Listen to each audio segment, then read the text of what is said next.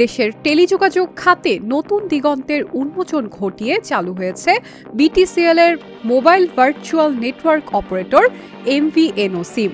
মঙ্গলবার ৩ ফেব্রুয়ারি রাষ্ট্রায়ত্ত Bangladesh telecommunications company লিমিটেডের বিটিসিএল পরিচালিত এই সেবার আওতায় ভয়েস ও ডেটা কল সহ প্রয়োজনীয় সব কারিগরি কার্যক্রম সফলভাবে সম্পন্ন হয়েছে।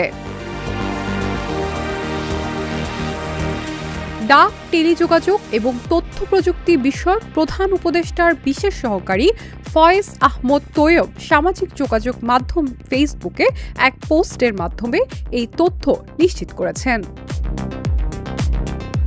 তিনি জানান, দেশের প্রথম বিটিসিএল MVNO সিমটি সফলভাবে সচল হয়েছে। এর আওতায় ভয়েস কল, ডাটা কল, আলাপ থেকে মোবাইল নেটওয়ার্ক, আলাপ টু আলাপ এবং জিপন ইন্টিগ্রেশন এই 4টি ইভেন্টের সফল প্রভিশনিং সম্পূর্ণ হয়েছে। পাশাপাশি কল টেস্টও সফলভাবে শেষ হয়েছে। এর আগে গত বছরের 25 নভেম্বর বিটিসিএলকে পরীক্ষামূলকভাবে MVNO নেটওয়ার্ক চালুর অনুমোদন দেওয়া হয়েছিল।